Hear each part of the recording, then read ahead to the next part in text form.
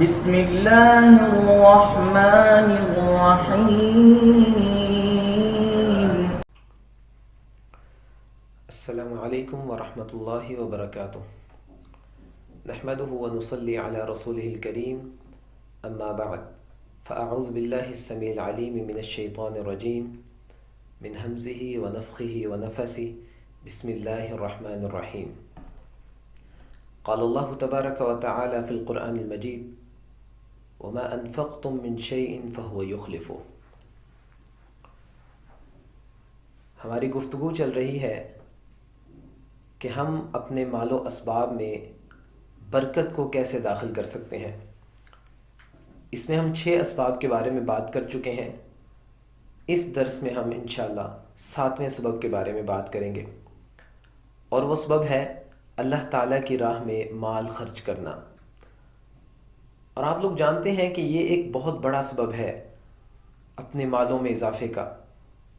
رسول اللہ صلی اللہ علیہ وسلم نے فرمایا کہ جو شخص اللہ تعالیٰ کی راہ میں 1 روپیہ، 1 درہم یا 1 دینار وہ دیتا ہے تو اللہ تعالیٰ اس کو 10 دیتے ہیں، اور ایک حدیث میں ہے 70 دیتے ہیں. اور رمضان کے بارے میں تو فرمایا کہ اللہ تعالیٰ 700 گنا بھی دے دیتے ہیں رمضان میں. اور اس کے بعد فرمایا کہ اللہ تعالیٰ جس کو چاہیں اس سے بڑھا کر بھی دے دیں. یہ اللہ تعالیٰ کا ایک قانون ہے کہ اللہ تعالیٰ انسانوں کو اپنی طرف مائل کرنا چاہتے ہیں، ان کے مالوں کو پاک کرنا چاہتے ہیں ان تمام چیزوں کے ذریعے. تو اللہ تعالیٰ کی راہ میں خرچ کرنا یہ ہمارے مالوں کو کم نہیں کرتا. رسول اللہ صلی اللہ علیہ وسلم نے فرمایا ما نقصت صدقۃ من مال، صدقہ تمہارے مال سے کچھ بھی کم نہیں کرتا. ہاں وما انفقتم من شیء فهو یخلفہ، تم جو کچھ بھی اللہ تعالیٰ کی راہ میں خرچ کرو گے اللہ تعالیٰ تمہیں اس کا بدلہ دیں گے. اور ہم عموماً یہ کرتے ہوئے ڈرتے ہیں، اگر ہم باہر چلے جائیں، کہیں سیر پر چلے جائیں یا اپنے گھر والوں کے ساتھ کہیں بھی چلے جائیں تو ہم بے بہا پیسہ لگا دیتے ہیں، لیکن جہاں پر صدقے کی بات آتی ہے تو 10 روپے کا نوٹ ہمیں بہت بڑا نظر آتا ہے. اور اللہ تعالیٰ قرآن کریم میں ہماری اسی حالت کو بیان کرتے ہیں. فرمایا الشیطان یعیدکم الفقر ویأمرکم بالفحشاء، شیطان تمہیں فقر سے ڈراتا ہے، غریبی سے ڈراتا ہے. جب تم اپنی جیب میں ہاتھ ڈالتے ہو صدقہ کرنے کے لیے تو شیطان کہتا ہے 10 سے زیادہ نہ نکالنا ورنہ تمہاری جیب میں پیسے کم ہو جائیں گے، اور تمہیں فحاشی کا حکم دیتا ہے. اور رسول اللہ صلی اللہ علیہ وسلم نے فرمایا کہ روزانہ صبح 2 فرشتے آسمان سے دنیا کی طرف متوجہ ہوتے ہیں، اور ان میں سے ایک کہتا ہے کہ اے اللہ اگر کوئی شخص خرچ کر رہا ہے تو اس کو اس کا بدلہ زیادہ دے. اللہم اعطی منفقا خلفا، اے اللہ خرچ کرنے والے کو بڑھا کر دے، اس کے مال میں اضافہ کر دے، اس کے اسباب میں اضافہ کر دے.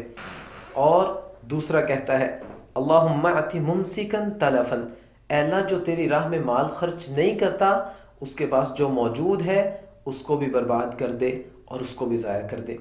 اب ان دونوں فرشتوں کو بھیجنے والا اللہ تعالیٰ خود ہے، اور اللہ تعالیٰ خود ان کو آرڈر دے رہے ہیں کہ یہ دعا کرو. تو اگر یہ اللہ تعالیٰ کے حکم پہ یہ دعا کر رہے ہیں تو یقیناً اللہ تعالیٰ اس کو قبول بھی کریں گے.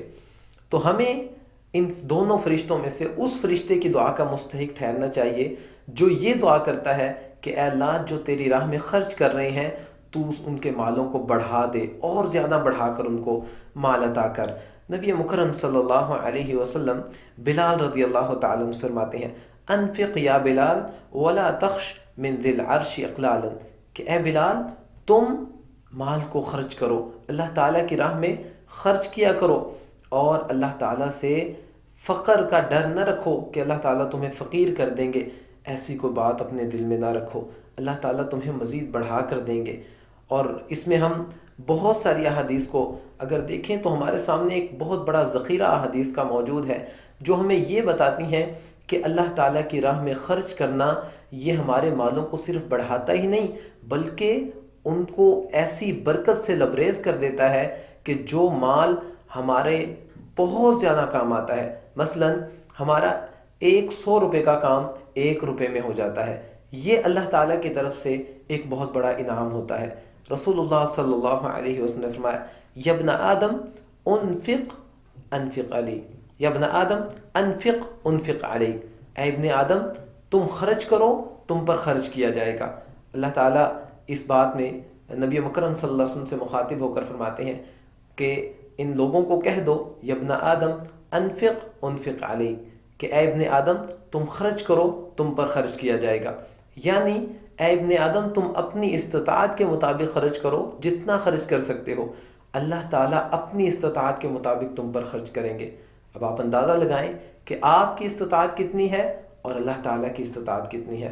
अल्लाह ताला अपनी इस्तिताअत के मुताबिक अगर खर्च करे तो फिर अल्लाह ताला आपको कितना माल दे सकते हैं, शायद हम और आप इस चीज़ का अंदाज़ा नहीं लगा सकते।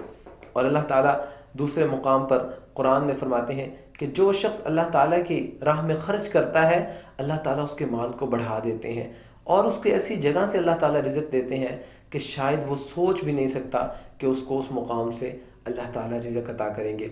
तो हमें अल्लाह ताला की राह में सदका करना चाहिए, रोज़ाना करना चाहिए। नबी मुकर्रम सल्लल्लाहु अलैहि वसल्लम ने फरमाया कि अहब्बुल अअमाल इलल्लाहि अदवमुहा व इन क़ल्ला, अल्लाह ताला के नज़दीक सबसे बेहतरीन अमल वो है जो रोज़ाना किया जाए, जिसमें किसी किस्म का कोई नागा मौजूद ना हो, अगरचे वो इंतहाई कम ही क्यों ना हो। आप रोज़ाना 1 रुपया सदका करें और ये 1 रुपया रोज़ाना जो नागे के बग़ैर होगा ये अल्लाह ताला के यहाँ इंतहाई ज़्यादा महबूब है। हमारे एक उस्ताद हमें सदक़े की तरगीब देते हुए उन्होंने एक नसीहत की थी और वो ये थी, उन्होंने कहा कि बेटा आप अपने घर में एक बड़ा बर्तन रखें और अपनी वालदा से, अपनी बहन से ये कह दें कि जब वो सुबह आटा गूंदें तो 1 मुट्ठी आटे की निकाल कर उस बड़े बर्तन में डाल दें, ये आपका सदका हो जाएगा। रोज़ाना आप घर से बाहर जाएं सदक़े के लिए, किसी मस्जिद में जाएं या मदरसे में जाएं या किसी शख्स को ढूंढें, इससे बहुत ज़्यादा बेहतर है कि तुम रोज़ाना अपने सदक़े को अपने घर में जमा करो और जब वो ज़्यादा सा हो जाए तो अपने किसी रिश्तेदार को, किसी मुस्तहिक जो मोहल्ले में मौजूद है उसको आप दे दें। ये रोज़ाना सदका करना इंतहाई आसान भी है और अल्लाह ताला के यहाँ सबसे ज़्यादा महबूब अमल भी है। तो इस तरीके के आप मज़ीद भी सदक़ात कर सकते हैं। अपने घर में मौजूद कोई डिब्बा रख लें, उसमें रोज़ाना 1 रुपया डालें, लेकिन ये ख्याल करें कि अगर आप रोज़ाना सदका करेंगे तो ये अमल अल्लाह ताला के यहाँ इंतहाई ज़्यादा महबूब भी है और अल्लाह ताला इस अमल के ज़रिए आपके मालों को भी बेहद बढ़ा देंगे। अल्लाह ताला से दुआ है अल्लाह ताला हमें इस पर अमल करने की तौफ़ीक़ अता फ़रमाए। अक़ूलु क़ौली हाज़ा अस्तग़फ़िरुल्लाह ली व लकुम व लिसाइरिल मुस्लिमीन।